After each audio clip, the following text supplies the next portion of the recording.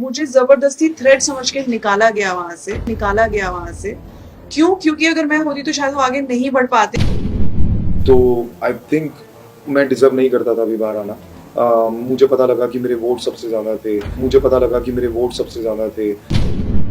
ये तो वही बात हो गई ना कि आपके फैन फॉलोइंग्स बाहर बहुत तगड़ा है, तो आप अंदर जाके चिल कर सकते हो और कुछ भी ना करो, आप टॉप तक, फिनाले तक या टॉप 5 तक पहुंच जाएंगे। तो मुझे वो लगता है कि it's not fair to the other contestants जो डे 1 से मेहनत करते हैं। समझ में नहीं आता कि ये इतना अनफेयर ये ग्रुप देने की कहाँ से बिग बॉस को सूझी, और इतना गलत कैसे, मतलब अन्याय की भी कोई हद होती है यार, नाइंसाफी की। बहुत ज्यादा मेंटल स्ट्रेस से मैं निकली थी जब मैं एलिमिनेट हुई थी। तो मैं उस स्टेट ऑफ माइंड में नहीं थी कि मैं वापस से वो शो फॉलो कर पाऊँ। I'm not saying with a pride or anything, but I knew myself और मुझे पता था कि what kind of person I am. अभी भी अंदर बहुत लोग हैं जो एक्चुअली बाहर जाना चाहते हैं या जो कुछ नहीं कर रहे, वो सिर्फ एक टेबल चेयर की तरह है अंदर। I don't want to say it, but वो पिछले 7 हफ्ते से वही दिख रहा है।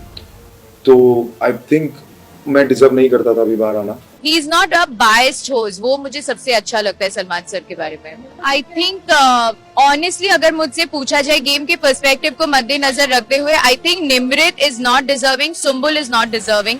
व्हाई? बिकॉज सुम्बुल को हर हफ्ते जगाया जाता था कि वेकअप कॉल दिया जाता है। आई थिंक वो अनफेयर हो जाता है। I understand and I respect the fact कि सुम्बुल के बहुत ज्यादा फैन फॉलोइंग है बाहर, उसने अभी अभी एक शो किया है जो भी है।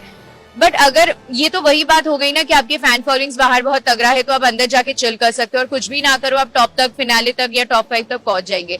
तो मुझे वो लगता है कि it's not fair to the other contestants जो डे 1 से मेहनत करते हैं। Because Sumbul is a one contestant जो हर हफ्ते, मतलब सेकंड वीक से सुम्बुल को वेकअप कॉल दिया जाता है। अभी भी एपिसोड में बोला जाता है कि एक बार नच करो, देखो वो जाग रही है कि नहीं। तो वो थोड़ी सी अनफेयर हो जाती है।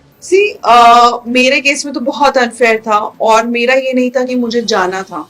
अंकित को हमेशा से था कि मुझे जाना था, और मेरे टाइम में वोटिंग लाइंस भी बंद नहीं थी। तो ऑडियंस का हक आप उनको नहीं दे सकते हो फॉर दिस पर्टिकुलर रीजन। उस टाइम पे शायद वोटिंग लाइन बंद थे। हमने देखा है बाहर गए हुए लोग भी वापस आए हैं बिकॉज उनके कॉन्ट्रैक्ट्स शायद वैसे होंगे। एमसी स्टैंड 10 मिनट उसने लिए, ऑलमोस्ट क्लोजर टू 9 मिनट, वो नॉमिनेशन में है। सो समझ में नहीं आता कि ये इतना अनफेयर ये ग्रुप देने की कहाँ से बिग बॉस को सूझी, और उसी के साथ ये सब गलत चीजें हो रही है। So I am not happy with that, but कोई बात नहीं। बहुत ज्यादा मेंटल स्ट्रेस से मैं निकली थी जब मैं एलिमिनेट हुई थी। तो मैं उस स्टेट ऑफ माइंड में नहीं थी कि मैं वापस से वो शो फॉलो कर पाऊँ। तो मेरा एक ही था कि अब इट्स डन।